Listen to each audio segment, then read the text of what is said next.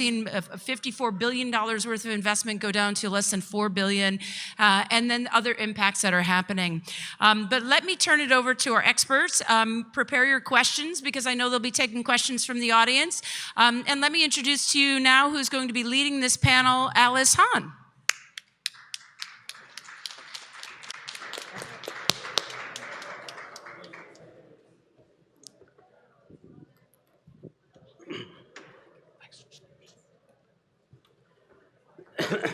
Thanks so much, Beth. So today we have three speakers who are going to help us dissect the effects of recent policy changes on supply chains.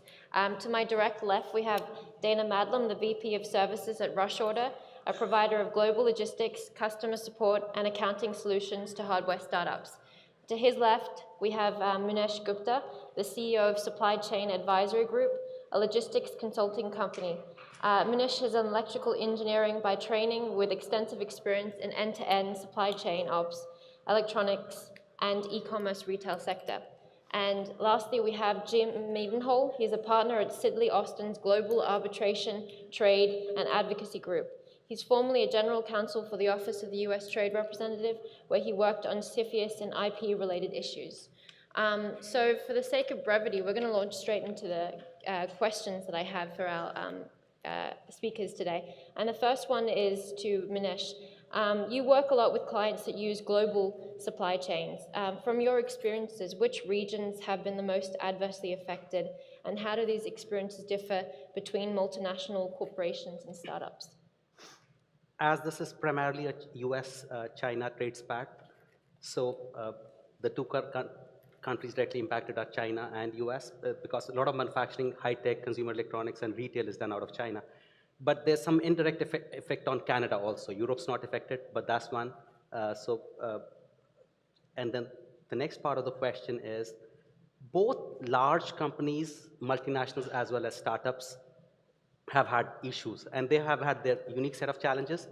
When you're a very big company, you're working with a CM in China for electronics, it's very hard to move 100,000 units from China to a manufacturing facility in Vietnam, right, or somewhere else. And if you're a small startup, you just don't have the resources on the ground to actually find another CM, right? So they've had the unique set of challenges, and they've tried to mitigate that in different ways, which we can talk about later. Great, thanks so much, Munish. And Dana, it seems that the trade war has really just injected a great deal more uncertainty in supply chains worldwide. And from your perspective, what is being done by your clients to deal with areas of ongoing uncertainty, for instance, HTS codes? Can you give the audience some advice or anecdotes? Yeah, I think to echo Munish's comment, I mean, this is definitely a China-US issue. We're definitely seeing a lot of our clients who tend to be hardware startups, some large multinationals as well, but mostly startups, looking at other regions around the world for manufacturing. So we've seen a lot move to Mexico or even to onshore, and I think that's been an interesting change. As Munish mentioned as well, that's not easy to do. That doesn't happen quickly. It's hard to remain flexible on the production and supply chain side.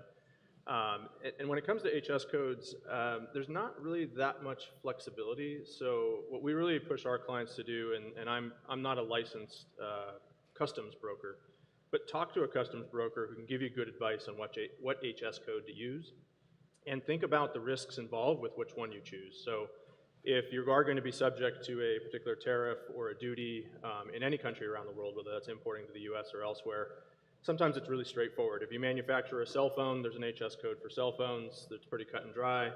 But in other cases, it can be a little bit more nebulous. So if you think about a lot of the cool new consumer gadgets and consumer tech products out there, they're oftentimes disrupting old product categories. So for example, we've had a client that has a product with a screen and a keyboard, but no essentially internal memory or processing capability. You actually plug in your phone, and your phone provides the brains for what is essentially a laptop form factor. So you can think about what that does to the cost of this product, right? It's way cheaper than even like a Chromebook. Well, is that a laptop, or is that just a display, or what is it, right? And so that's where I think a lot of the creativity for a lot of hardware startups has to come into play, and talking to somebody who's really knowledgeable on that. You can take your chances and say, hey, this is the HS code we think it is, and roll the dice and hope that US Customs and others agree with you and assess the duty or tariff that you're hoping for, which is hopefully lower than maybe some of the alternatives. A really good customs broker as well can help you with the process of potentially getting a binding ruling where you can actually say, no, the U.S. Customs agrees, this is the code. Of course, by going through that process, you're also raising a little bit of a flag saying, here's what we're attempting to do. So there are pros and cons and risks and awards, and that's something that has to be weighed. Thanks, Dan. Adding to Dana's point, I've had about 3 clients that changed their HTS code. They got the binding ruling from the US Customs, and they reduced the duty by about 10%. So it did work, but you're taking a risk, right? And you have to do some research and spend the time. But if it's a significant duty item and you're shipping in large quantities, it's worth the effort. Thanks, Munish. Now I want to zoom out a bit and look at the US-China trade spat. And I'm sure most of the people in the audience won't be as familiar with the nitty-gritty policy issues as Jim here. And Jim, in your experience working at USTR, how are you perceiving the US trade negotiations? What do you think, if you were to gaze at a crystal ball, will be the likely outcome of negotiations between Washington and Beijing? And lastly, how credible is Beijing on its discussion of protecting IP and stopping forced transfer of technology? Okay. Yeah, thanks. It's a difficult question. Maybe Munish has already answered the question. I don't know, by laughing. Yeah, nobody's entirely sure what the outcome of the U.S.-China trade negotiations are going to be. I don't even think the administration really knows for sure what that's going to be. They've been, you pick up the paper and every other day you get a different story. My personal take is that there will be a deal at the end of the day. I think President Trump wants to have a deal, if for no other reason than to claim that he made a deal. And because of that, we don't actually know what the parameters of that deal are going to look like. I do know from talking to people in the administration, they are very focused on things like technology transfer, IP theft, cybersecurity, in addition to basic market access issues across a wide array of sectors. There's been some indication that they have 150 pages, I don't exaggerate, of asks for China. And that over the past several months, the parties have been trying to reconcile their differences. I think what we're likely to get at the end of the day, based on my own speculation, not based on inside knowledge, which nobody has other than those in the administration, there will be a deal that will allow a short-term release of some of the pressure on the tariffs. There will be some market access obligations that come out of it, things like Chinese commitments to buy additional natural gas or soybeans or whatnot from the United States. There will be some market access concessions in a variety of areas like financial services. But on the core issues that ostensibly gave rise to the dispute, technology transfer, it's very difficult to know right now whether there will be any serious commitments coming out of this. And to the extent that there are commitments, I think what we're going to see is a process, is an agreement on a process. We're not going to get an agreement where both sides say, here's what we've got, drop the mic, go home, we've now got a deal. I think what we're going to get is a long-term process with certain milestones, certain deadlines, and with flexibility to allow the parties to ratchet up and ratchet down the pressure. What that means for all of you in terms of supply chain is I don't think you're going to get great certainty anytime in the near future on that, because at any point tariffs could go up or could go down. And I think there's some design to that on the side of the administration. I think they are consciously trying to de-link the economies, maybe a fool's errand at the end of the day, but I think they are trying to de-link the economies, diversify supply chains away from China. We've certainly seen that as part of the discussion with the Section 301 tariffs, and we'll see if it's possible in the long term. In terms of credibility, hard to say. I mean, over the past, ever since the China entered the WTO back in the early 2000s, there's been lots of dialogues and discussions, commitments made on both sides, and a tremendous amount of frustration on the U.S. side with what they perceive as China's failure to live up to those obligations. In part, I think that was due to the fact that there wasn't a whole lot of leverage on the U.S. side to enforce those commitments. We'll see if the tariffs have changed that equation and whether that will lead to actual concrete solutions down the road. But I think at this point, we just don't know. Just to follow up on that, it seems that U.S. Trade Representative Bob Lighthizer is pretty fixated on the enforcement mechanism to protect U.S. IP. What do you think Beijing needs to do to convince its American counterparts that it actually is making a concerted effort to protect U.S. businesses from IP theft? Yeah, that's part of the reason why I think we're going to have a process, not a conclusory agreement. There will be some longer-term commitments. There is a tremendous amount of mistrust on both sides, which is why there has been such a focus on enforcement. So, you know, what exactly that enforcement will look like, hard to say. It will at least include tariffs. It may include other things. It may include the ability to impose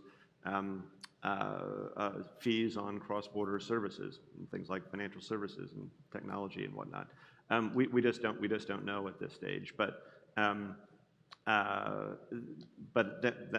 it's interesting. The enforcement mechanism has almost taken center stage in the discussions, even apart from the substantive obligations. So we may end up with an agreement on enforcement without much to enforce.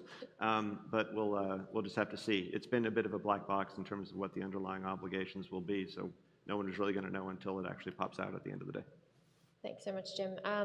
You know, moving along to China, which is really at the heart of many global supply chains, I want to ask Munish, the trade war seems to be expediting the shift away from China for manufacturing to cheaper EMs, like Vietnam and Thailand and Mexico, where there is also less political risk. What are the routes that your suppliers are favoring right now that avoid China? So there are quite a few things they're doing, and it's actually easier for consumer hardware manufacturers to move their supply chains. If they're working with a tier 1 or a tier 2 CM, they'll usually have a main manufacturing plant in Shenzhen area, but they'll have a subsidiary plant in Vietnam or Malaysia or Taiwan, and they can make 80% of the product in China, then ship that to Singapore and ship it out of Singapore. So I've seen that happen to a couple. This is easier than if you were manufacturing handbags. It's harder to, right? You just have one factory in China. But the two other things that companies are also doing is, right now you import a product into the US, it has a 0% duty. You would bring it into the US and then ship it from the US to Canada or to Europe. Now the same product has 25% duty, you bring it into the US and then from US you ship it into Canada or to Europe, you can actually get the duty drawback from the US customs. Whatever duty you paid, you get it back. And in the past, people didn't take it very seriously. Large manufacturing companies did. And the third part I've noticed, a lot of these companies, when you are a consumer electronics startup or an IoT company, and you start with the premise of being having an international premise, after 3 to 5 years of business, about 40% of your business comes from the US, another 40% from Europe, and the 20 is rest of the world. So now what they do is, all the European shipments or Canadian shipments or Australian shipments, they don't bring it into the US. From China, they just set up a warehouse in the Netherlands and bring it product into Europe, set up a warehouse in Canada and bring product directly there. That's a big help. These European countries, Canada, Australia, allow this concept of a non-resident importer. You get a tax number, but you don't have to pay income taxes. You can use 3PL warehouses. So I've had a lot of clients use that. And the last one is last mile manufacturing. What that means is you build the hardware in China, but then you load all the firmware and the software in the Silicon Valley. So the final products made in the US, you've kept your IP, but for that you have to be a sophisticated manufacturer. You're just making a simple IoT device. You don't do that, but some of them are doing that too. Thanks, Munish. You know, in terms of the Chinese market, for a lot of people, this is a black box or a China box. But Dana, how are your clients tackling the Chinese market from a go-to-market and supply chain perspective? Yeah, I think it's really all over the map, I think, in terms of how people think about the Chinese market, how big it is, how approachable it is. Right now, most of the clients we work with manufacturers who have the equivalent of an export license that allows them to collect a rebate, right, when they export products after the product is made, this being the CM who's gonna collect this back, which means a lower price can be charged to our client, who's the brand, right? So that generally means we're doing a very strange thing where a product might be made in Shenzhen or southern China, maybe Shanghai or elsewhere, but oftentimes southern China, quote unquote exported to our warehouse in Hong Kong, and then we do a U-turn and ship it right back to Chinese consumers or retailers or others. And oftentimes that's your typical Tmall, JD.com. I think most brands we're working with tend to be US, Canadian, European, Australian. The idea of creating an online presence, maybe doing some localization, doing that U-turn process, yeah, maybe there's a few extra dollars involved in terms of costs of transport, but it's not as intimidating as maybe setting up something, locally, domestically in China. And so that's been an easy path. There are others who have used a facility that we've partnered with in Shanghai to do domestic fulfillment, but again, very different setups in terms of their CM and their CM's ability to recoup some of these costs when they don't export. And Jim, a lot of people in the West are quite fearful of the Made in China 2025 industrial policy strategy. A lot of individuals in the US administration consider it a threat. But are there opportunities for foreign companies to make the most of Made in China 2025? Are there ways in which they can be exposed in a positive way to the Chinese market? To get into the Chinese Yeah. market. Well, I mean, there's a tremendous focus on different aspects of technological development in China, and I'm sure it presents opportunities for lots of companies, especially in Silicon Valley, to set up joint ventures and work with others in China. The risk that I think many fear is once you've entered into that kind of joint venture, are you giving up your technology to potential competitors who will split off down the road and independently compete with you? And that's for each company to judge the risks of that. On the U.S. side, I mean, the Made in China 2025 initiative is largely what sparked the U.S. concern about technology acquisition in the United States. So for those of you who are following this, there's a significant reform effort underway to limit foreign investment, especially in the technology space, through investment screening mechanisms like CFIUS, the Committee on Foreign Investment in the United States, which just recently ordered divestment of a Chinese investment in Grindr and in Patients Like Me, and has in the past blocked investments in the semiconductor space and in other technology areas. So you have a tremendous focus on limiting Chinese investment in the U.S.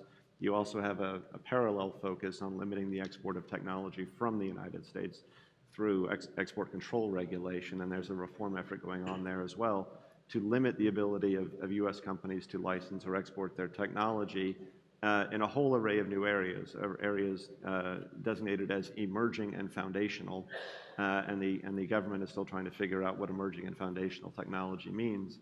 But preliminary indications are they are going to focus intensely on things like AI, navigation systems, semiconductors, biotechnology is a tremendous focus today, logistics technology. A whole array of new sectors is going to come under scrutiny and regulation in the United States and make it much more difficult to export technology, work with foreign companies, and frankly even hire non-U.S. citizens to work with you, or to hire those individuals to work in Silicon Valley. While the motivating force behind all of this was China, it is not limited. The impact is not limited to China, because these new reforms, both on CFIUS and on export controls, apply to countries or investors, commercial actors from all around the world, not just China. So everyone has been sort of dragged into this, sideswiped by the broader U.S.-China trade tension. Thanks. That was a perfect segue to the next question, which was really about export controls. And moving to practitioners and companies, Munish, how do you look at these export controls, and is that a real risk that you see for your suppliers? I'll let Dana answer that. Dana has a better export control.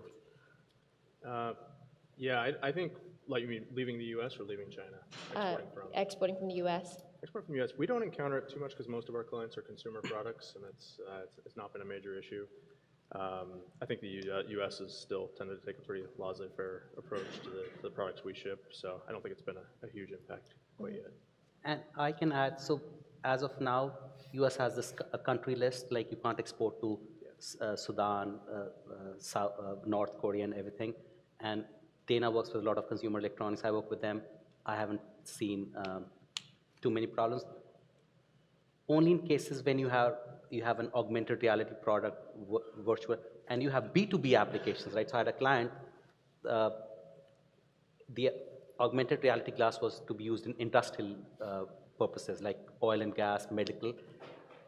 though it was not for military, but the US government did intervene because the technology could fall into the wrong hands and do that, right? But most cases outside, sending product outside the US, there's no real issues.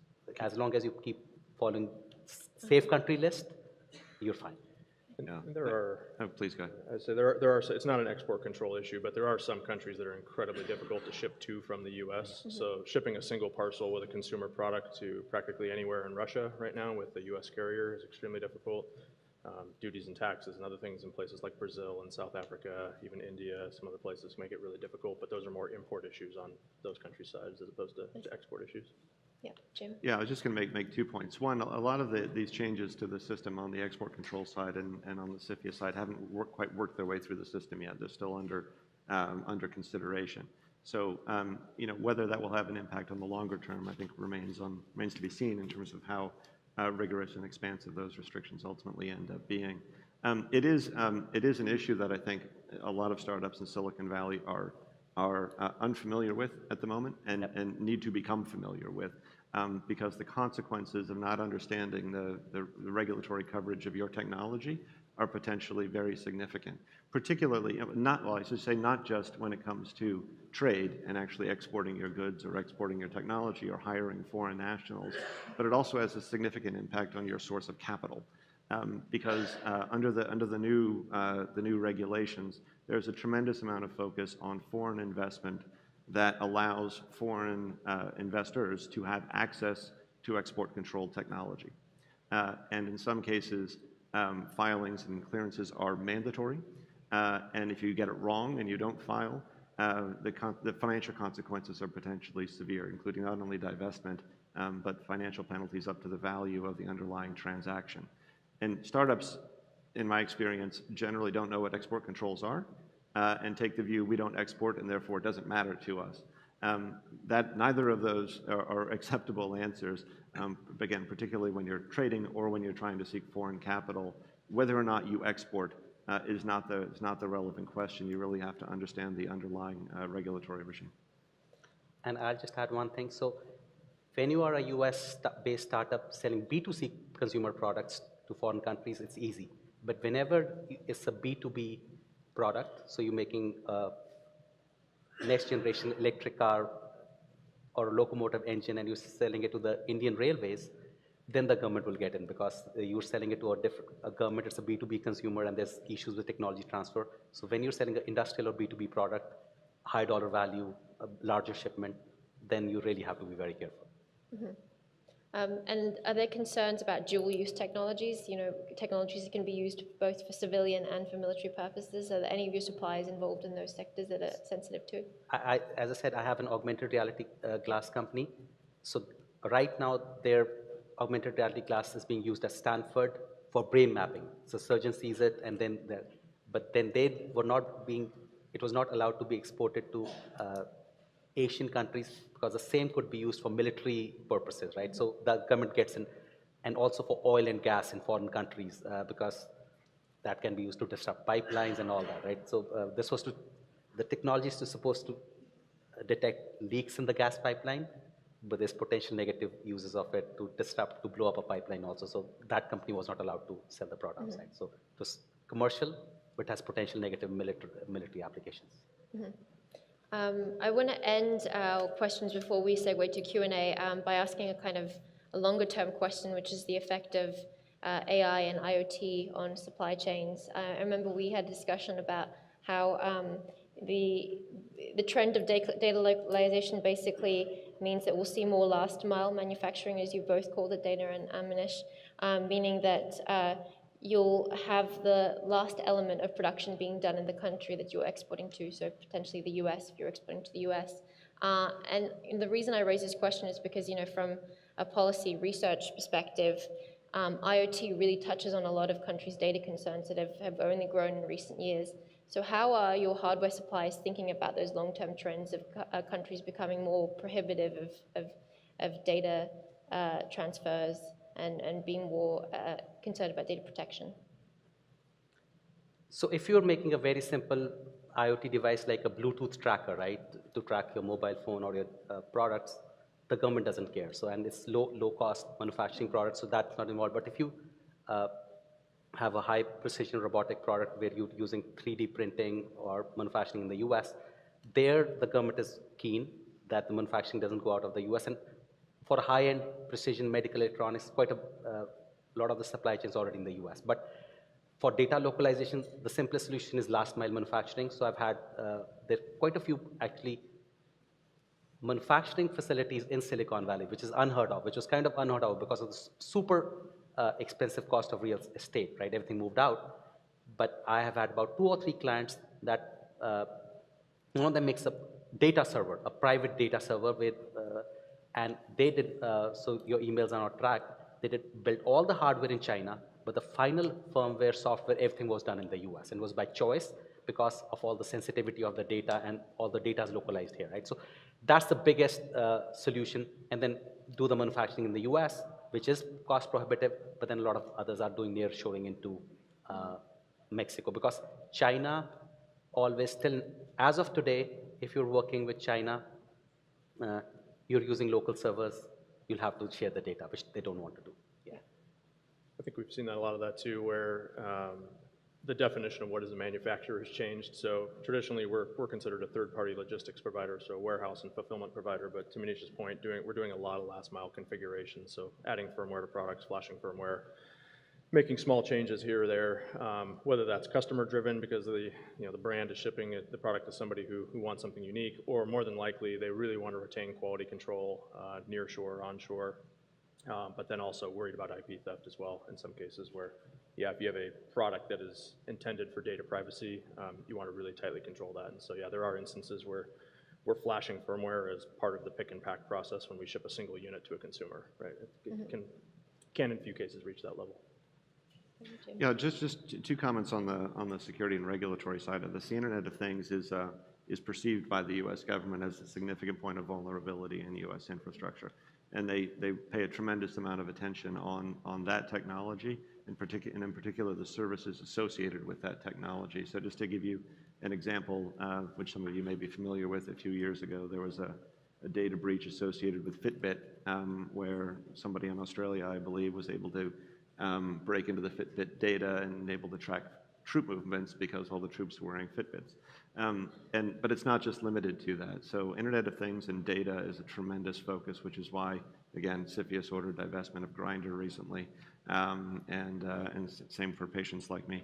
On the broader point on data transfers, there is, along with all of this discussion about security focus, there is a parallel focus on the trade front in breaking down or continuing to ensure cross-border data flows.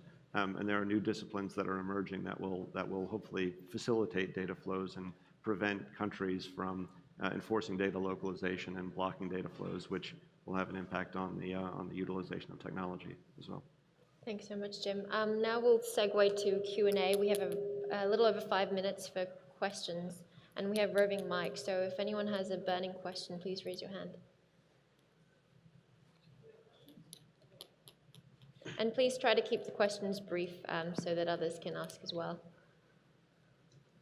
Yeah, quick question on, we were talking about China versus, the other locations, and we brought up Mexico a couple of times. Any data-based comparison comprising of unit cost plus the labor, et cetera, and then shipment, and freight combined? Any comparison between mainland China and Mexico manufacturing and product in?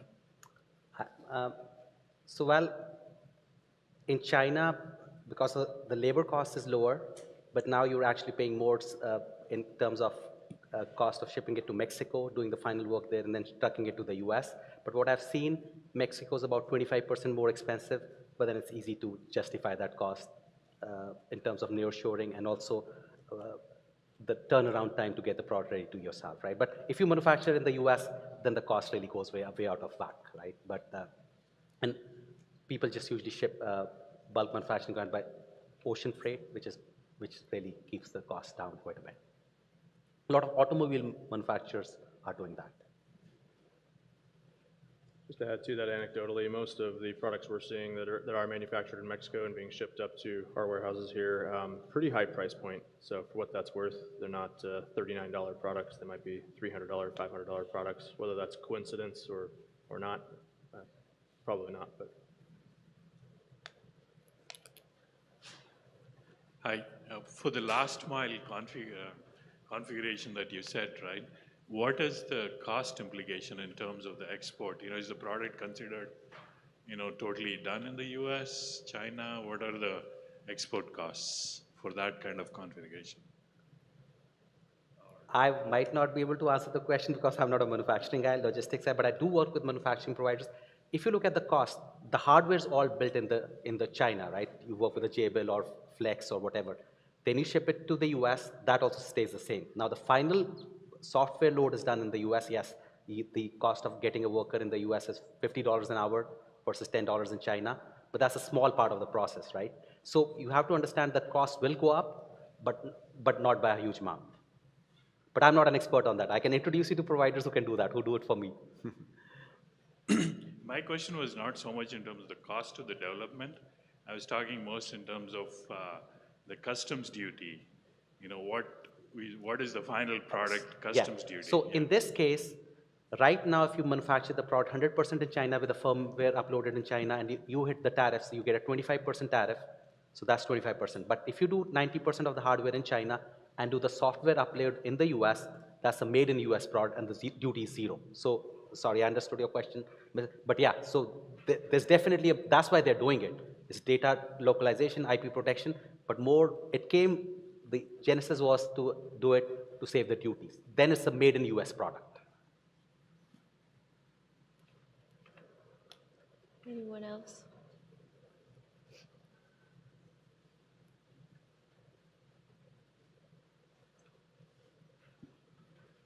Yeah, so I had a question. You had mentioned a lot about the last mile manufacturing. Would that constitute as the product being made in the USA if the last mile is done in the US? Yes, I just answered that. So, Oh, sorry, I was in the restroom. yeah, that's fine. But as long as, so you make the box, the hardware device, and you just add the screw on top of that or some cosmetic metal changes or something, that's in the US. You upload the software in the US. So the final product's made in the US and you avoid the duties. But the problem is a lot of companies haven't thought through that because the US is not known for last mile manufacturing and it still disrupts your supply chain. You need to find a very good reliable manufacturer here who can do the last mile software upload and something like that. That's why it's not as prevalent as it should be. Okay, thanks. Yeah, I mean, it's very beneficial for companies that want government contracts as well, because if they are made in the US, they have a much higher chance of winning the bid over companies that have products tagged made in overseas. One last question. We have this woman, lady in the front. So Marcy Allstott from OnTap Consulting, and so we work a lot with companies that are trying to figure out their supply chain, and there's something called substantial transformation, which is like the box you have to tick to call it made in the US, and it's not just software. It's a little bit more than that. I mean, you have to do some final configuration.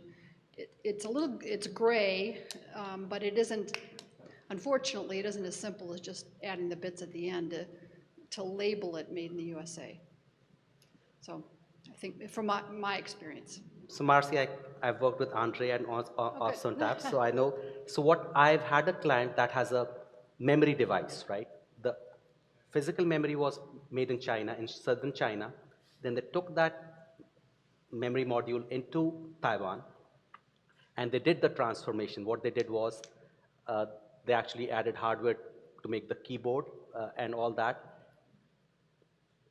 It's a gray area, but you have to transform it about 30 to 40%, right? To actually, like, if it's just to be considered under substantial transformation. But they did things right. One, they took the product out of China into Taiwan, and then they did a lot of changes to it, so they were completely safe. Now, if you just take a memory device, add bells and whistles, and ship it out of China, then you might get into problems with customs. But yes, they did. So they had 2 or 3 stacks of memory modules to make a bigger storage device.